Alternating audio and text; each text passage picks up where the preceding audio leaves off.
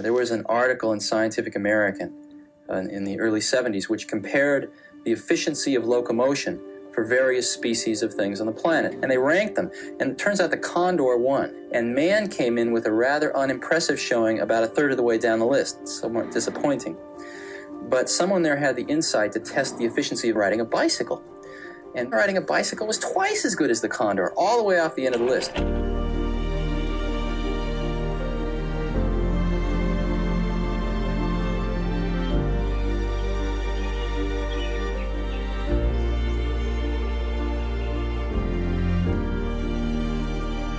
Steve Jobs once said that he wanted to build a bicycle for the mind, but I wonder if it has a new role to play. The experiment he referred to showed the human on a bicycle to be more energy efficient, not just than any animal, but any machine too. And as climate change becomes ever more real, a rethink is urgently needed about the kind of energies we use and how we use them. Asking, for example, not just how fast you can go, but how far, and perhaps more importantly, on how little. In this film, we'll be following one of the most remarkable rides in the world, over 200 miles coast to coast, on the longest day of the year, the ultimate demonstration of energy efficiency. We'll be meeting some of the participants along the way. Hi, my name's Amanda. I am currently training for Chase the Sun. It's going to be my longest ever ride that I've attempted. This achievement, it would be the ultimate to be able to do it. It really would. To be able to cycle 204 or 5 miles in one day would be unbelievable. And as the ride crosses the country, we'll see how the bicycle is acting locally, offering a transport alternative, while at the very same time promoting physical and mental well-being. And we'll be making the film, at least in part, by bicycle. Here's me, Michael, the director, and that's Tim, camera and editor on the back. We'll be using bikes to lower our emissions and get some great shots from the bicycle's point of view. To me, it seems like a bit of a no-brainer to say, OK, well, let's use the most simplest, most straightforward modes of transport. I think it's got the potential, honestly, to make the world a better place. When the bike became a thing towards the end of the 19th century, when it became mass-produced and available to people, almost the first thing that people did was, I wonder how far you can go on a bike. And it turns out that the answer was almost unimaginably far. How did CTS come about? Well, how long have we got? Well, something that came to me whilst I was riding my bike. I was living in London at the time. I'd go out, ride my bike on a weekend, and I'd just set off on a morning and, you know, fight your way out through the traffic, out past the M25 and just go cycling in the hills around Kent, Surrey, etc. And I'd just kind of set off and see how far I would ride in a day. And obviously from that, I kind of thought, well, really, how far could I go in a day if I just kept pedaling? And then I thought, oh, you know, what if I picked the longest day? It was a really personal challenge. It was kind of how far could me, just a really ordinary cyclist, do in a day? And that's typical Ollie. He's a romantic, right? Not in the kind of buy your roses type way, I'm fine with that, but he thinks about things in romantic, creative ways. First year I did it, I invited, coerced maybe, two mates, Al and Ted. Wasn't entirely truthful, I just told them it was a bit longer than the Dunwich Dynamo, which is only 120 miles, so it was quite a bit longer. But we all set off, and sure enough, in that first year we failed. Myself and Ted did manage to get to the finish in Weston-super-Mare, but hours and hours after the sunset, kind of 11:30, pouring torrential rain, having cycled through a thunderstorm, coming off the Mendips in the dark. We stupidly hadn't brought lights because it hadn't really occurred to me that we'd set off on this quest and that we would miss the sunset but still be able to ride. We'd not really have any other way of getting home from that point and we'd have to carry on.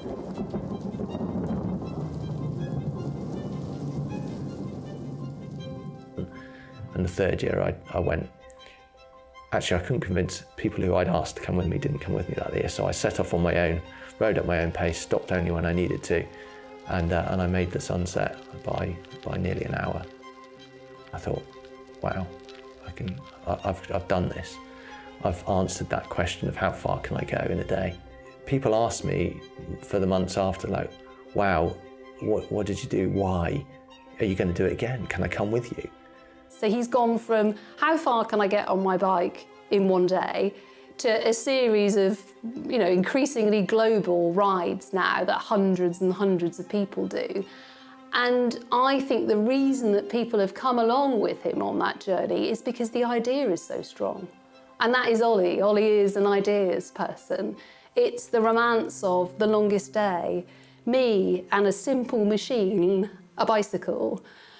It's me against the elements, me finding my way through the beauty of the countryside, me seeing the sunrise and the sunset, and then other people coming along with me. They've bought into that idea, and why not? It's a beautiful concept. You know, I'm just an ordinary cyclist. This is an extraordinary challenge for an ordinary cyclist. Anyone could do this if you just put your mind to it. The beauty of the bicycle or the cycle, you know, thinking about things like trikes and e-bikes and stretching that term a bit, is their simplicity. So I'm an e-bike user myself. We've got basically a trike with a box on the front. Everything goes in there, the kids, the shopping. Now that my youngest is riding her own pedal bike, her bike will go in there if we're going just a little bit too far for her to manage. If we want to go somewhere, we walk or we ride our bikes. If we use our car, it's for those longer journeys that can't be done like that. And certainly from a family perspective, absolute game changer. We just don't use the car in and around town now. We can do everything we need to on that bike. And certainly a big thing for me is thinking about the amount of space that cycles take up. So I'll be riding through town often with 4 toddlers, so 4 under 4s in my e-cargo trike. And maybe a few bits of shopping and stuff kind of bunged in there as well.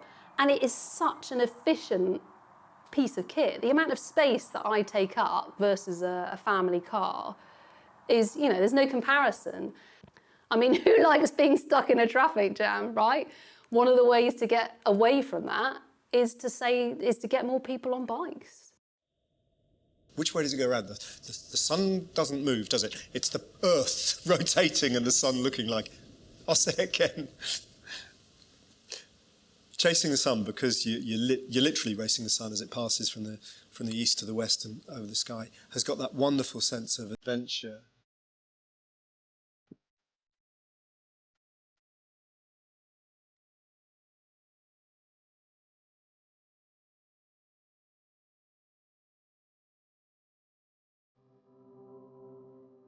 It is 3:28 in the morning. I'm not far off of leaving now to go to the start. I really didn't sleep very well last night. I'm feeling quite tired. My bike's ready. See there. I'm ready. I'm going to try and force some breakfast in there. I'm really not feeling very hungry. But I'm going to give it a go. I love the idea of following the sun, doing something completely different with inherently just myself to be responsible for, and see how far I can ride in a day. Where the start is? Is it that way? That's a strong start, isn't it?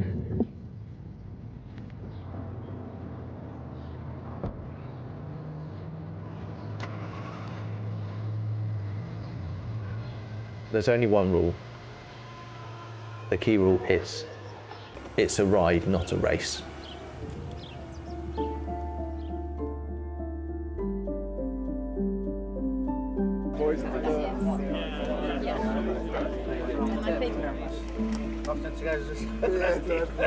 How are you feeling? I'm alright. Yeah, my bottom's a bit twitchy. That'd be good. Sun's stunning. Yeah. Is anyone coming to watch? Yeah, the wife, my 2 daughters, my mother, sister, and my 2 nephews are coming up. I'm tired, nervous, feel a little bit sick, but very excited. Good luck. Thank you.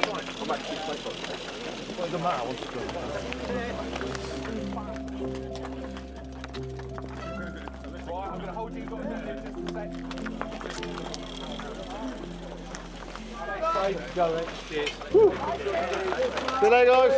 See you later.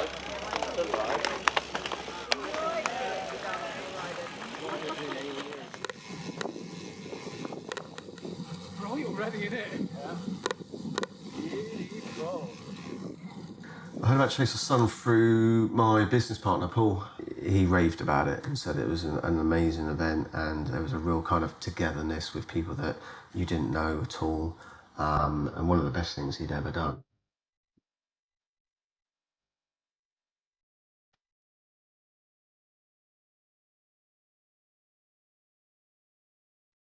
Seeing the sunrise is like a really significant thing, especially on summer solstice. It's like, hey, you're here to really try something, and it's bright and it's beautiful and it's just quite captivating. Hey, hold on. Can you give me a lift on with you? Yeah, I'm going to Weston. See you there. There's a landmark of the route, this lift bridge coming out of the Isle of Sheppey. Thankfully, it's not lifting today. I feel like there is something quite timeless about the relationship of humankind and the sun. The movement of the celestial bodies across the sky through the year. And I think, in a way, stripping back the clutter of everyday life and existence and going back to something that once a year, taking the longest day and actually following the sun's path from horizon to horizon, coast to coast. It certainly appealed to me, and I believe it appeals to others who are interested and intrigued by Chase the Sun.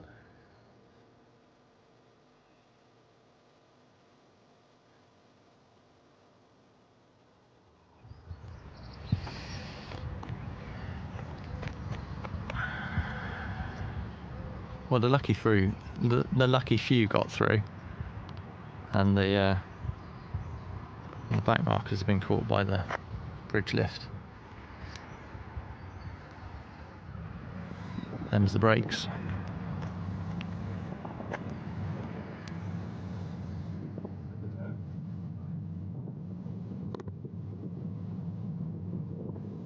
I know that people ride Chase the Sun for all sorts of reasons, personal challenges, charitable reasons, riding for loved ones, riding with loved ones. Yeah, I've had some battles with mental health, definitely, over the last 7 years. 2016, my father passed away, and unfortunately, he took his own life. Probably sort of 2 or 3 years after Dad passed away, I was, I suppose, getting to the point where everything was kind of building up and everything was trying to move on, but I hadn't necessarily processed it. And there were times that I could understand why he did it, because at that point, I don't think you were thinking about anybody.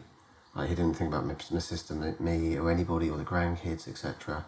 And I got to that point where nothing mattered. And that was worrying. That was really worrying.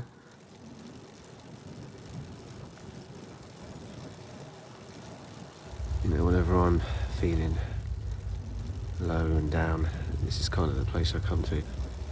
It's keeping that mind active, because the mind is a horrible thing as well as a good thing, and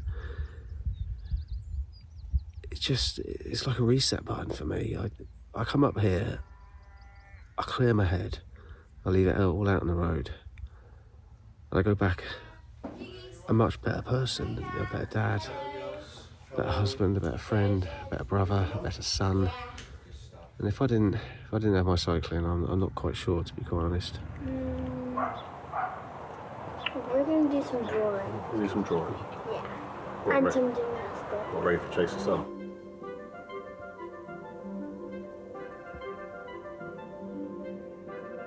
The bicycle is a very humble thing at its core, but just the impact that being on a bike can have is huge. So yeah, the bicycle is a massive vehicle for change, and I think every time somebody goes on a bike, they probably experience that and feel it, even if they don't realise it yet, that they are making a change by being on a bike, both to the wider world and to themselves.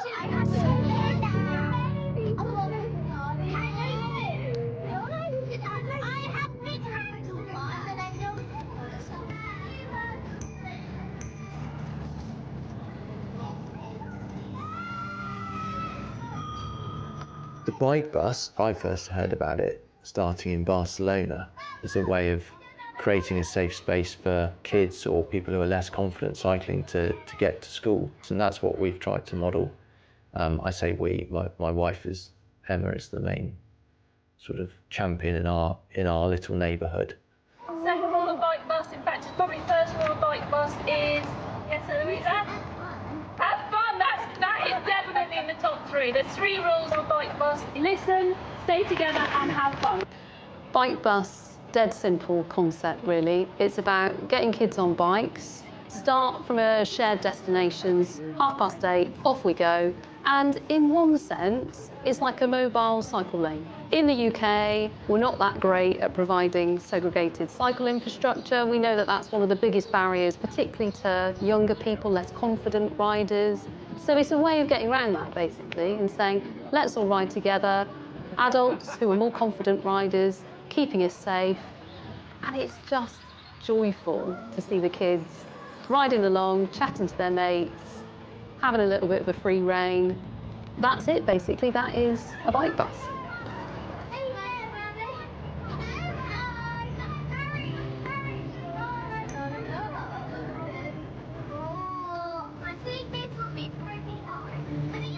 We know that kids nowadays are very much leading the sedentary lifestyles, so it's fun, it's outdoor, it's fresh air, it's exercise.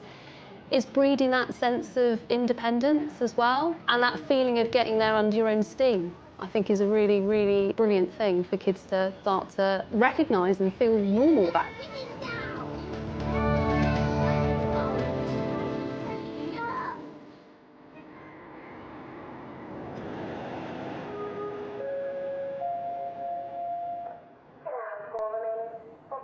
It's a real kind of creative project for me to look at each new route. It's much more than just picking points on a map.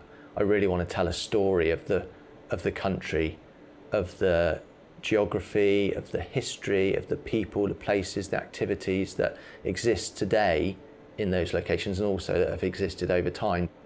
Ollie, tell me again where the start's going to be. So the start's going to be in the Titanic Quarter, which is just emerging out of the mist somewhere down there. In the summer, the sun should rise just beyond those cranes behind your shoulder and come up out of the ocean in the mouth of the harbour, and that should allow the cyclists to see the first glimpse of sunrise, as we've done today, coming up over the ocean. I think what we need to do now is take advantage of this summery weather and head further up the coast to check out some of the roads and some of the spectacular headlands on the Antrim coast.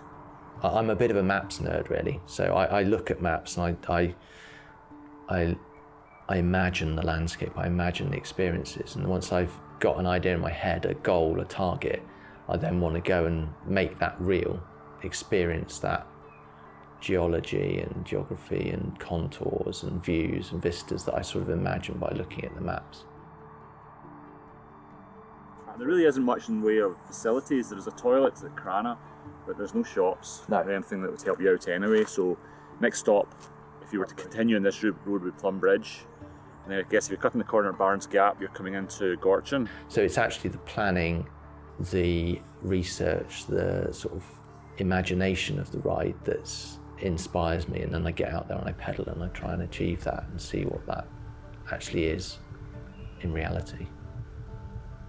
You need a coastline. It needs to be, for me, you always need to try and see the rising sun over the ocean to see the very first ray of sunrise.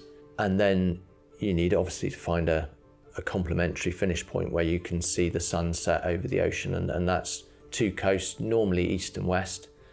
And you need a variety of different experiences in between to actually provide that narrative and that storytelling for the riders.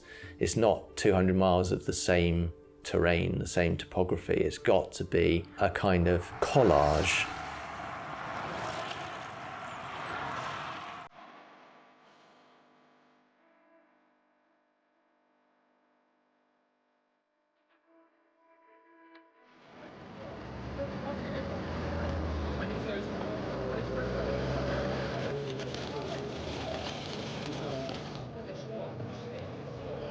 I would say that eating and drinking is the number one tip. You can train all you like, but if you don't feel right for a ride of anything over 100 miles, you know, you're just into a calorie deficit and you're going to bonk.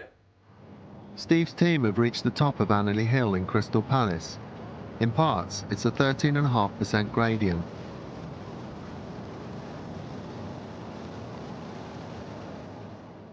What are we on now? 48, 49. Is that all? I'm gonna push on, Steve. Okay. All right. All right. Cheers.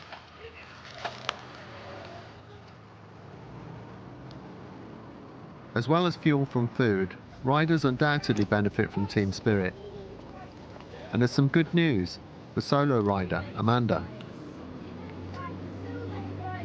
So we are now mile 50, so we're doing really well, quarter of the way. We've stopped, I've got my bike sorted out. I've met Rachel. We met about 5 miles in, we're about the same speed, and we have just cycled together, and it's been great. We've got each other up the hills, and had quite a laugh, haven't we? It's been fun so far. Yeah. We're doing well.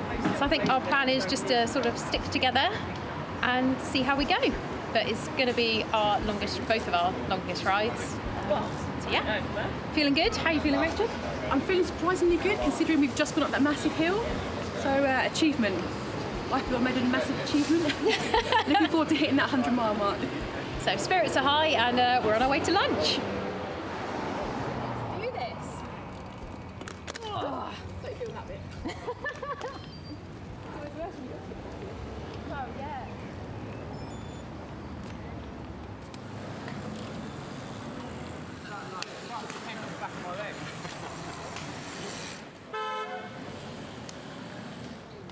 London, it was full on. The amount of cars, the way the cars interacted with us, there was just very weird manoeuvres by cars, sort of really pushing us into the curb. Some of it was really difficult to navigate. I think the stop-start nature of London traffic was really slow because we'd just get going and then have to stop again.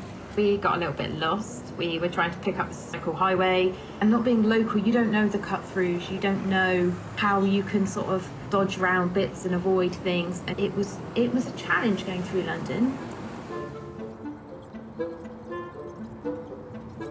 I live in London, I live in the capital city, which is encircled by a motorway of, 150 miles in length, and everywhere I need to get to within that motorway, I'll get to by bike. If I'm just one less person putting a form of pollution into the atmosphere, if I'm doing that with the power of being on a bike, then that's something that personally means a lot to me.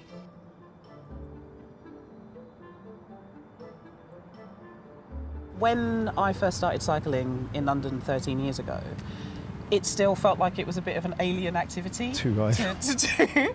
And it's just like, it's blossomed and grown in ways that I would have dreamt about, and then it's gone beyond dream-like, just to see how many people are out there on bikes, some of the changes in the infrastructure that's going on in the city as well, the diversity that I'm seeing of people riding, just the age demographics, gender, race. It's been a beautiful thing to witness. And quite sudden as well, isn't it? I've really noticed that it's just, for me, it's the last couple of years.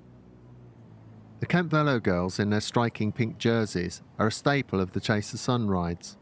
Claire Midgley became the first person to complete all 4 routes. There's a girl called B. Gregory. She was quite a big cyclist, but she basically got fed up of being dropped on club rides by boys. So she decided to find a few friends to start a little cycling club with, and it's just grown from there.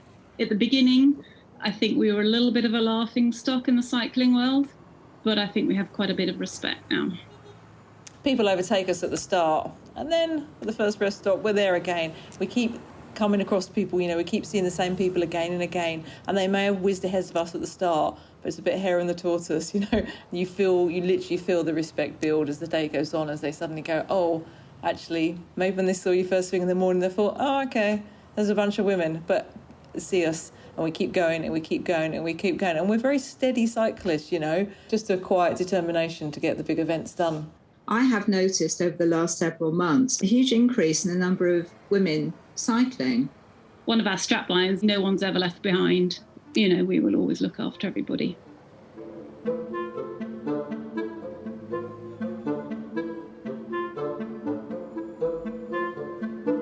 One of my favourite things I've seen is the cargo bike families that have been going through here as well today has been very cool. And then there was a father and son that I saw riding through the traffic on their way to school. And the boy just had the confidence to be on the road like that with his dad. And I just thought, I never had that when I was younger.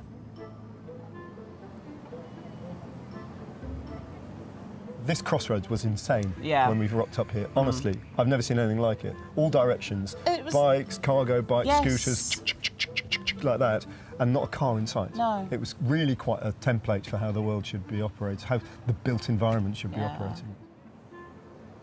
I think what's changed now is a lot of younger people have gone, well, it's because the natural choice. Yeah. Like, I can't afford my rent anyway. Like, I can't make rent. How do I save on all those costs?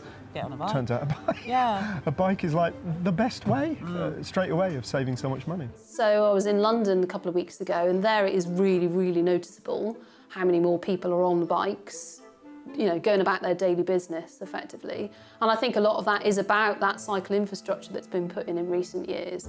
And I think also there is a sense of, once you start to see people on bikes, again, part of this normalisation sort of thing, it's like, oh, hang on, okay, yeah, maybe I could do that. I found some of the infrastructure in London really, really helpful. Some of the little cut-throughs through like shaded wooded bits was amazing. We're on a cycle path! Woohoo! It's great. Me and Rachel are getting through London really well, which is... Made it through London! Woohoo! Fantastic! The growth of cycling in London has given the capital a challenge to meet the demand for safe infrastructure. Sadly, there are places that are still dangerous for people travelling on foot or by bike. Thank you so much for so many of you turning out tonight. It's really lovely to see you all. I wish it could be happier circumstances, but it isn't. Not only did, in August, this bridge claim the life of a 27-year-old woman, but on average, once a year, this bridge is seriously injuring or killing someone, either on the bridge itself or on one of the junctions at each end.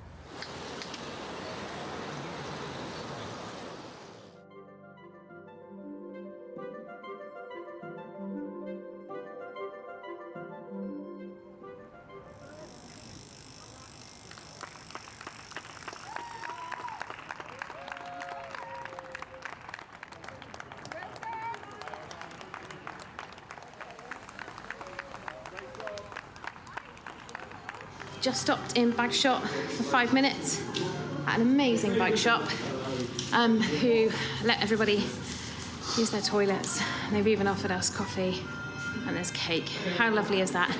But about 20 miles until lunch. It's 12:30. So our original aim was to be at lunch by 1:30, which now we're not going to do, but we should be there by about 1:45.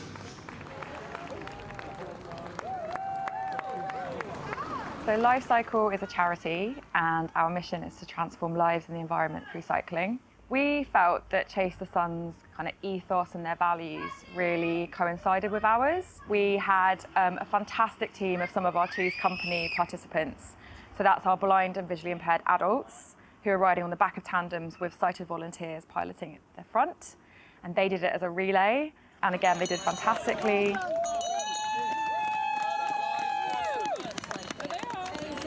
Such an amazing day. Have you done anything like that before? No, first cycling event. Yeah. Would you do it again? Oh yeah, I'm well up for it. A secret weapon. Life Cycle works with people from all walks of life, all backgrounds, all ages, from 4 to 84. Well spotted. It's so We're really open to anyone. We don't think you're ever too old to start cycling or to carry on cycling. Our Crank project is a collaboration with the University of Bristol to look into the effects of cycling on recovery from cancer. I was taken ill in December 2021, and ended up having a prostatectomy in May of 2022, and met an ambassador for Crank at the hospital. When they explained to be cycling for health, I was quite keen on that. Always been a keen cyclist all my life, but when you take ill, it's the last thing you want to do. They hire you an electric bike. That was my first venture into electric bikes, and completely sold on them. I sold my road bike and then went out and bought my own electric bike when I had to give it back.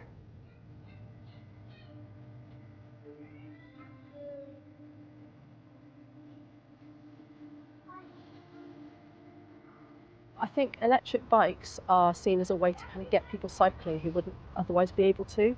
So anyone with any sort of health issue or maybe isn't feeling very confident as a cyclist, an e-bike just makes it much more within reach. It sort of like flattens the hills. Like Bristol's a really hilly city, and having an e-bike, you don't feel those hills so much, and it makes it easier to go on longer rides, just makes cycling seem less difficult.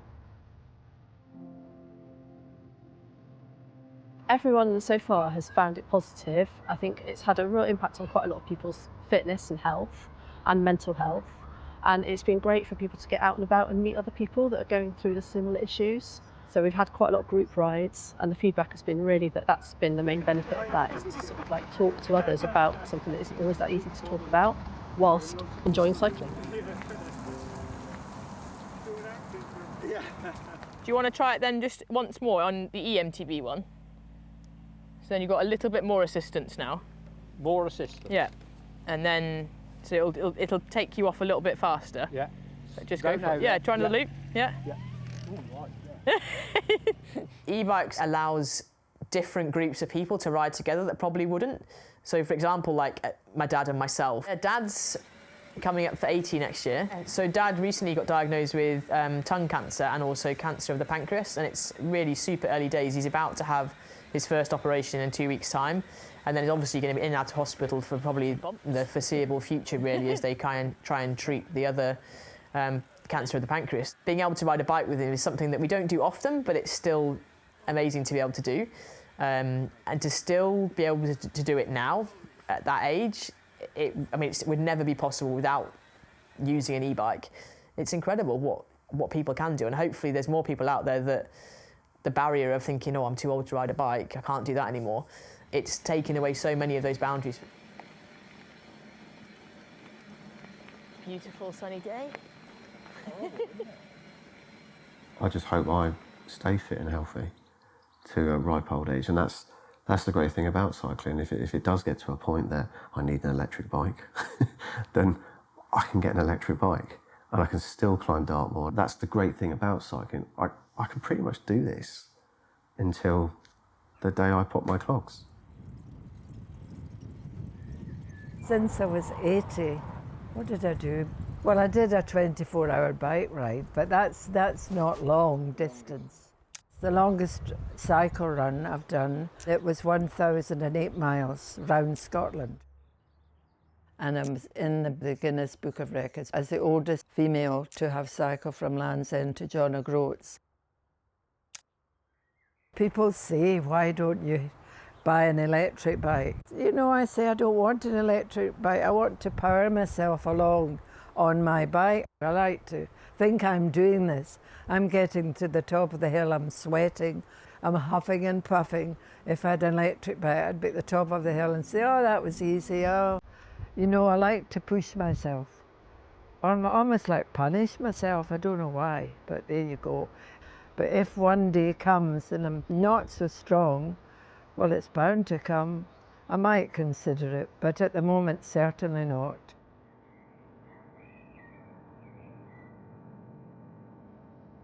I mean, even a short bike ride has the ability, because kind of all of you is working. You're mentally alert, your fingers are holding the bars and gripping the things, your arms are braced, so you're surprising about the upper body's doing even, let alone what your legs and your feet and the rest of you is doing. It has a way of kind of opening up every little bit of communication within your body. Every little cell is doing something and talking to the next one in a row, so you feel awake. For me, the way how my depression manifests and how I'm able to deal with it does sometimes involve being able to get on the bike. When I'm on the bike, I don't think about anything. That literally is where I'm going. I can leave all the stresses out there on the road. I don't think about my father's death or how that happened. It's going to sound weird, but there's something almost trance-like about if you've got an open road ahead of you and you don't have to worry and you are just pedaling, just that movement of the pedals is almost like hypnotic. It's almost like being in a trance. And I'm just away. This is, you can describe it, it's that I just feel like I'm away, but I'm present with myself. And that helps me and gives me some clarity when I need it. There were times in the past where I didn't want to go out, I didn't want to spend time with the family, I didn't want to go to Timor and walk along the seawall because my anxiety was through the roof that the next bad thing would happen. Kids walking along the seawall used to freak me out because my mind would look forward to bad thoughts of something bad happening to them. And to a certain degree, I still have that. I still have anxiety of something bad happening, which is crucified. And that's what cycling clears for me.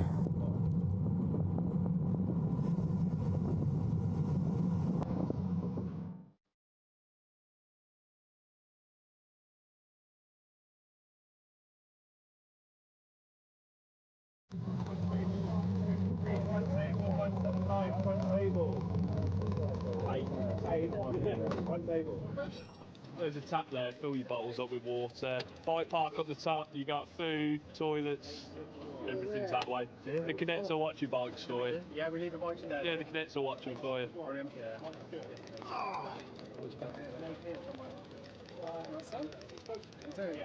I've lost all the fluid, so I'm going to have to whip it off and get it. And you got a puncher on that one. Hot. It's so hot. You don't feel it until you stop, because you've got that breeze. But yeah, that blowout was not great. But yeah, and Glenn was 200 yards from front, behind me.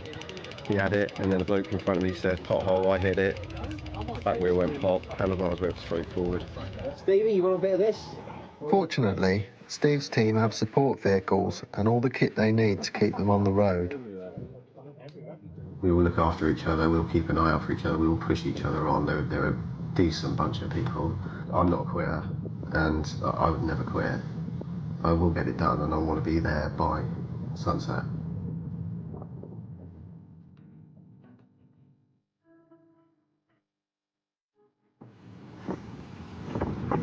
We're about 3 miles off of lunch. Woo! Yes. Hey, Rachel, we are sticking together. We have got this.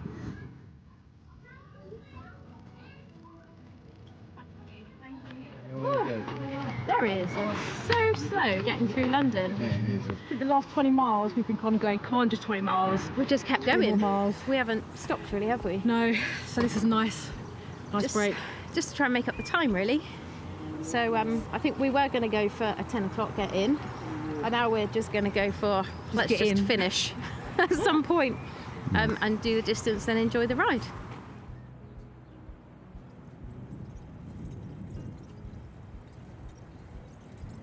What gets me through a Chase the Sun ride is being part of a team. You can really help each other out. You can sense when somebody is flagging or, just feeling a little bit down. You're so tuned in with everyone else in the team to the point that I could just say one thing. I could just maybe make a small grumble and someone else would say, have you eaten recently, Susie? And you just be, oh yeah, okay, you're right, I need to eat. And just you're so tuned in with each other. Just thinking about it in chunks, not thinking I've got to ride 200 miles today, just thinking I've got to ride 30 miles and then I stop and I have something to eat and we have a chat and we meet up with fantastic support people and then we do another 30 mile. Oh, slows our momentum down. Oh my god.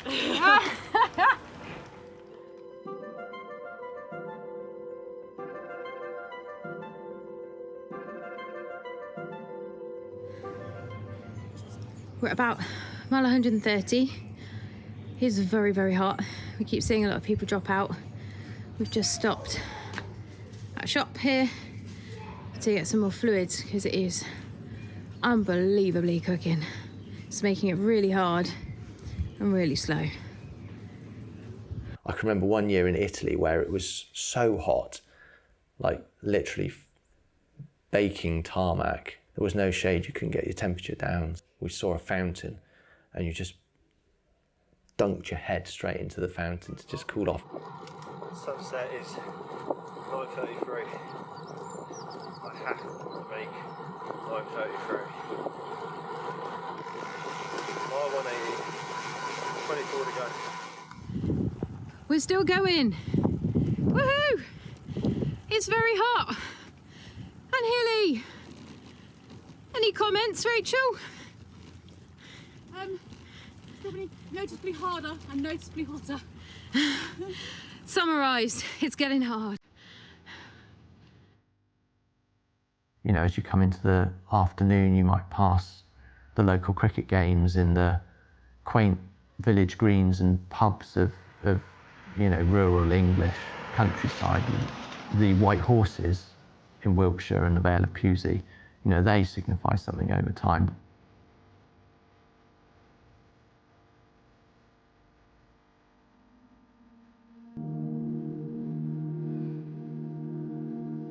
I'm really passionate about nature and looking after the environment, which is part of the reason that I cycle. And seeing those new places on a bike with different times of the day, different lights, really just opened my eyes up to, you know, how beautiful the British countryside is. I mean, I look at my bicycle in the morning and think, right, it's a lovely day, and off I go. Not sure where I'm going, but it's all country round here, so I've got lots of choices. Basically, I just love my bike, and to get out and see and smell, it's lovely. There were times where, you know, you go through the men dips and you just see fields and you couldn't hear anything, and there's a massive connection to nature at that point.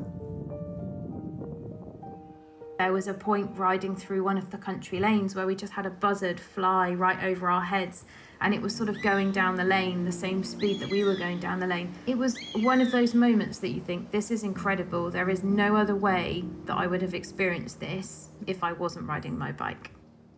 It just brings you closer to nature, and that appreciation of what's being lost and what's being affected by climate change. The more you can get outside and recognise the natural surroundings, I think that just leads to an appreciation of what's important about preserving or fighting for on a global scale.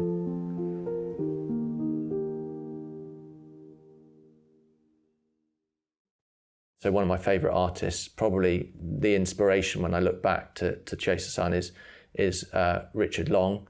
What I admire about his work is recognition of the experience of travelling through place and landscape.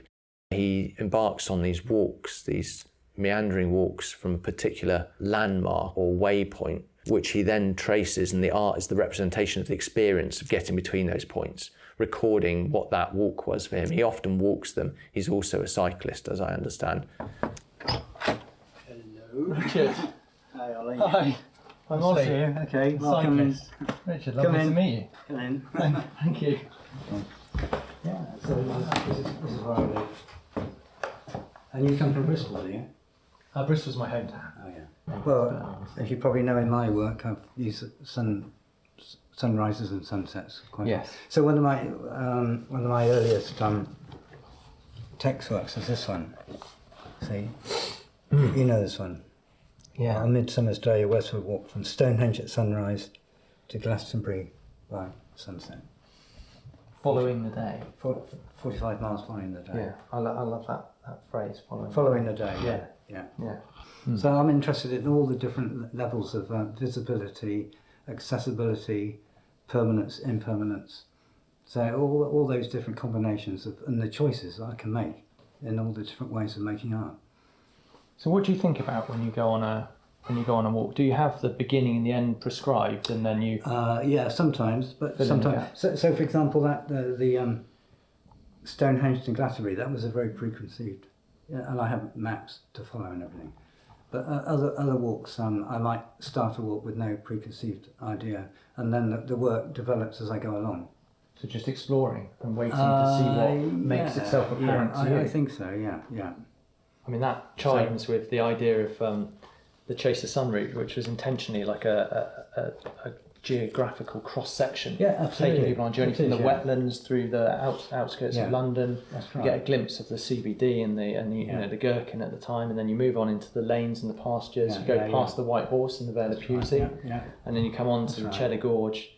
And the gorge for me is special because you're riding for one day, but over the centuries and the millennia, the water has carved the rock to create that road that you're riding down.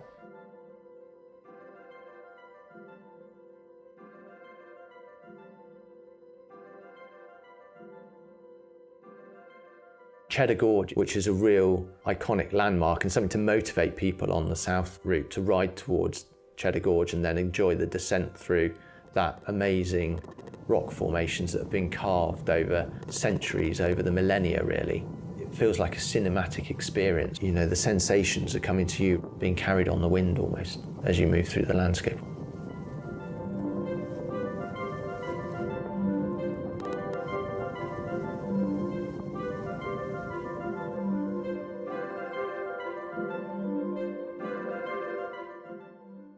At the White Horse, there's some bad news.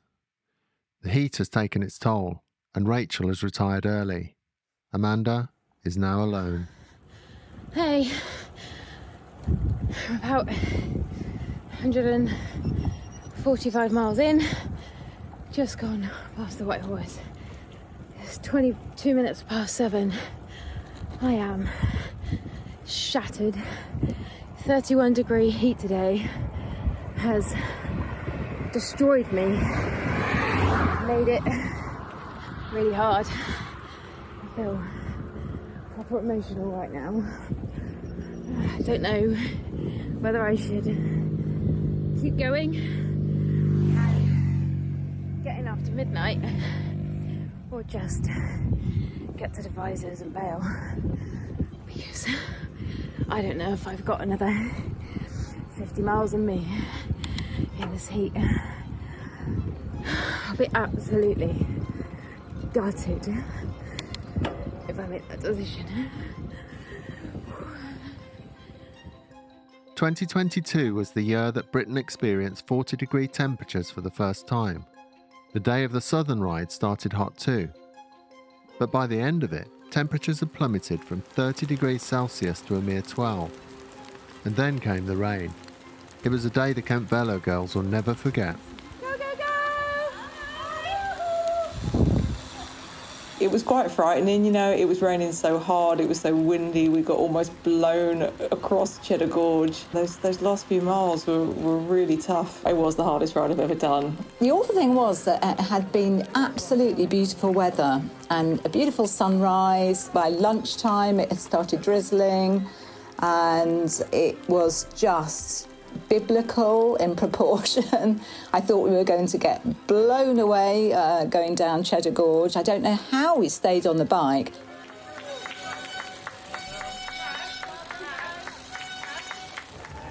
Well done, you lot. Fantastic. Oh, relieved to be here.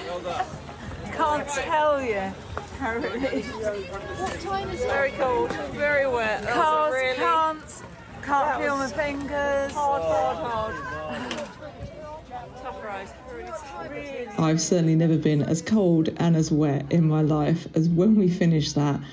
It was pretty appalling conditions. We did arrive before sunset. It didn't feel like it was before sunset. It felt like it was pitch black by the time we arrived back. Those are the memories you just remember for the rest of your days, I think.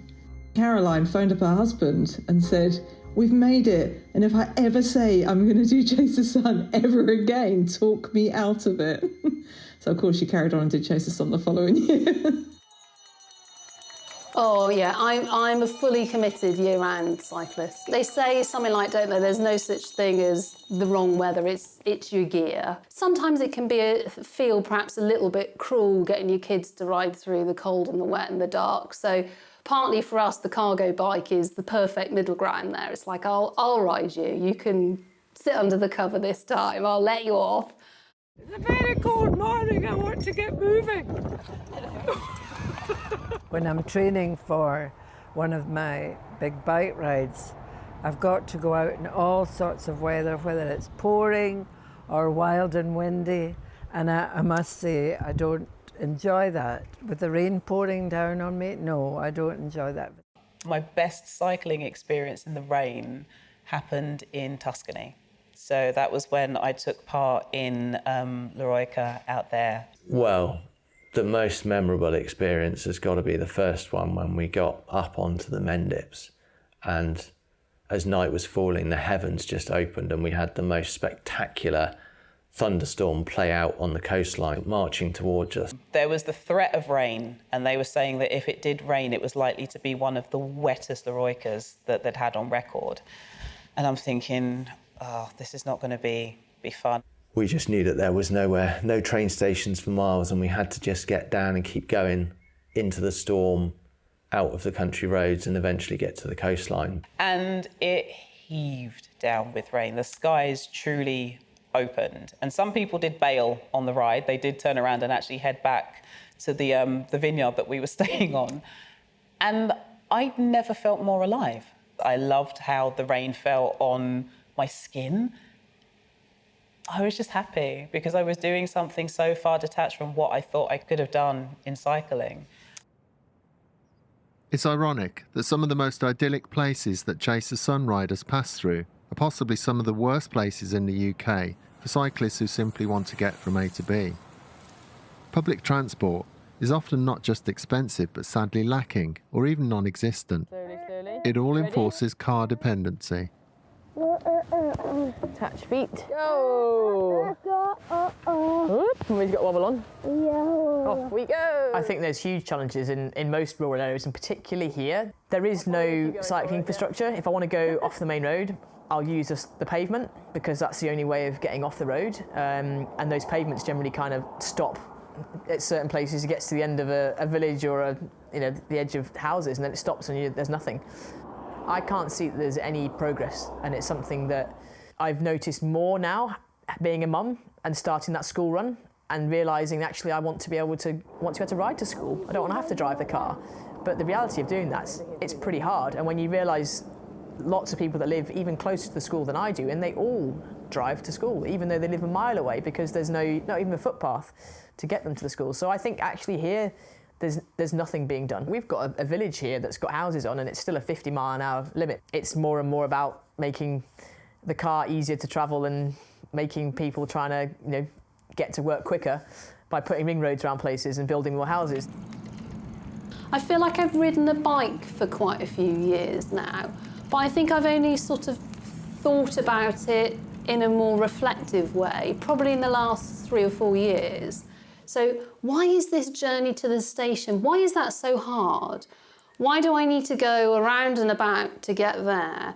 Why don't I feel safe riding my 7-year-old to this place? And the way that I sort of channeled that reflective sort of curiosity was I got involved in the mass ride. Today, it's a mobile cycle lane. So it's experienced cyclists, and we've got some fabulous people here who run a bike bus from Colden Common in Twyford.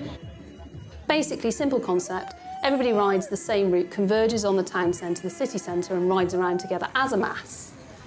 Couple of messages. One, it's fun to ride your bike. If you've never ridden a bike in a group before, come and do it. Feel the energy, feel the joy.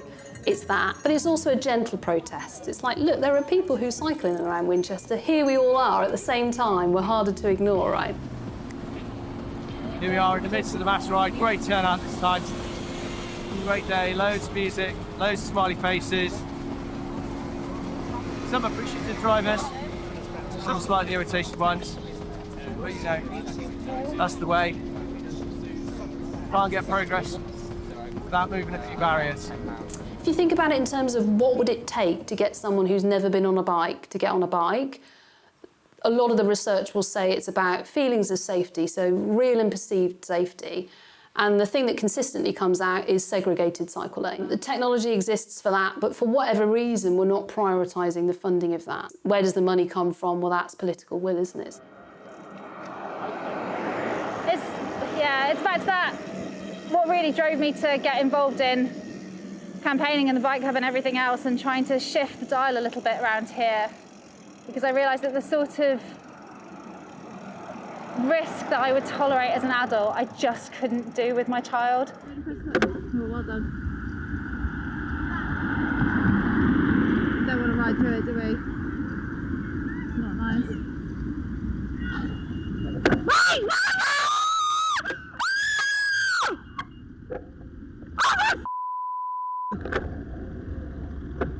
I'm so sorry about the swear. Jesus wept! I thought he was going to drive into you, I thought he was going to drive into you! I had night terrors after the incident. It really did shake me up, and it just shows that even when pedestrians and cyclists are using the crossings exactly as they should be, the safest crossings don't provide them with a level of safety that they deserve. So really we need to change the fundamentals of the infrastructure priority around our town to make it safer and easier for people to move around if they're not in a car. And it does require some fundamental change, but not necessarily expensive change or obstructive change, just a change in mindset and a change in attitude and a change in priority. We're in Yates. It's basically as flat as a pancake. There's almost no hills here. It's 5 miles wide in any given direction, and most of the infrastructure that you'd want to access is here in the centre, so that's 2.5 miles. It should be really, really easy to get around by bike and by foot. When it comes to the infrastructure planning and the way that this town is seen, it's perceived as a very, very car-dominated town, and that's true, it is, but there are lots of people who do cycle here, and their voices are not really heard through the normal consultation processes. So once again, we're at a situation where coming up a hill towards a set of traffic lights over the railway arch, and we're being let down by the infrastructure. There goes our line. So again, it's a really tricky one to navigate this, and it's particularly dangerous in the opposite direction. Okay, nice close pass there, lovely. Thank you very much, appreciate those. My motto is if you don't ask, you don't get, and you might have to ask 100 times. But every time you ask, they have to some extent consider the viewpoint and consider that the ask has been made, the request has been made, the demand is there. So just joining to our nice new bit of infrastructure, which as you can see has a separate curve, so it's not just a white line. And this is the first implementation of this type of infrastructure in the whole of the district. So I think it's fair to say that it's taken motorists a little while to get used to it, hence why you've got additional markings that you might not see elsewhere. So we've got the double yellow lines. We have really passed a tipping point actually where our leaders are starting to understand why it's so important that people have the freedom and the safety to cycle and to walk around. So you're hopeful? Yeah, always. Like you have to be hopeful in life, don't you?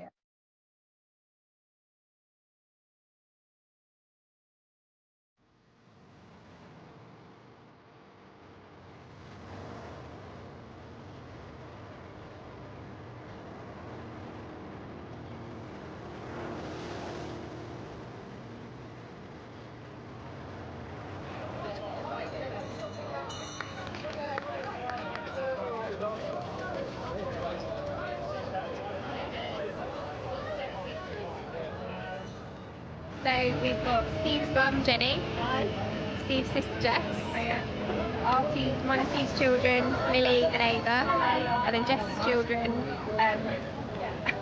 Thomas and Harry. So Kate, my wife, yeah, she's a massive rock. You know, she's seen me in my worst times, never judged at all, constant support all the way through, and not just me, my sister and my mum. To be honest, she's been amazing because at times I was low and things like bad dreams and stood in the middle of the room shouting, etc.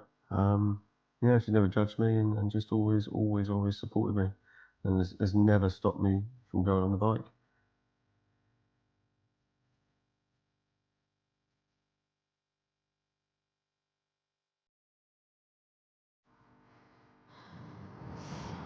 I am in devices, 150 odd miles. I made the decision to withdraw.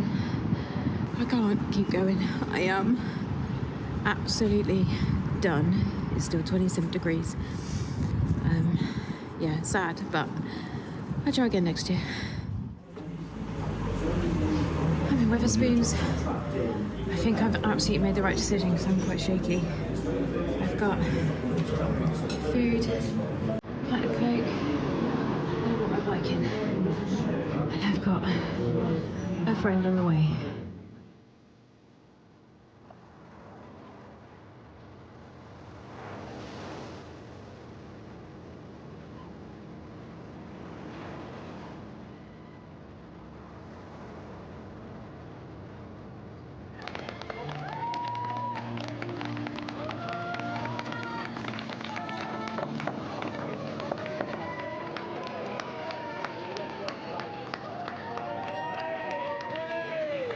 We bought science in the amazing Tracy 2023. Daddy, Uncle Steve, and Stevie Baby.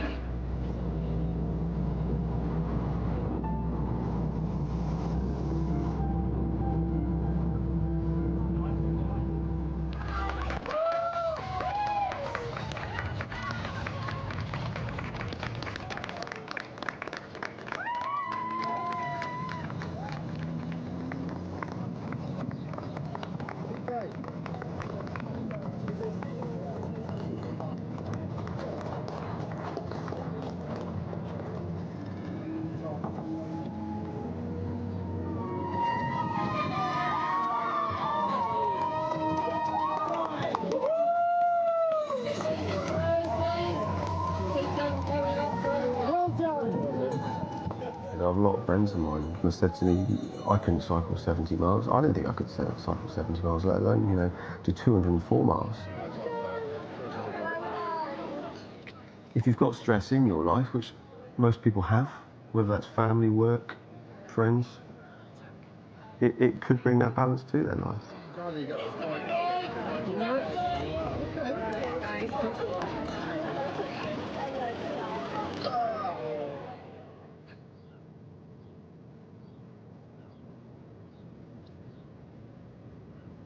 I think there's a bigger dream for Chase the Sun. We've currently got 4 routes, but there's many more places in my head to explore. To chart a course across many other coastlines and countries would be just an amazing thing, to build a kind of international community of cyclists who all set off at the same sunrise on the same day and share that kind of common goal and have all of these complementary but kind of very different experiences in all these different countries, landscapes, places. I'd love the future to be full of people riding bikes and that to be not an unusual thing. Even if people only cycle on sunny days, that's still several days, several months of the year when there's fewer cars on the road and people are moving in a less space and energy hungry way. So we've got a lot of things on our side here in order to transition to more sustainable modes of transport. We've got the kinds of technologies that are enabling more people to cycle, things like e-bikes, for instance. It's all there. It's got to be a big part of the piece of addressing the climate crisis and meeting those essential climate targets. We've just got to get on and do it.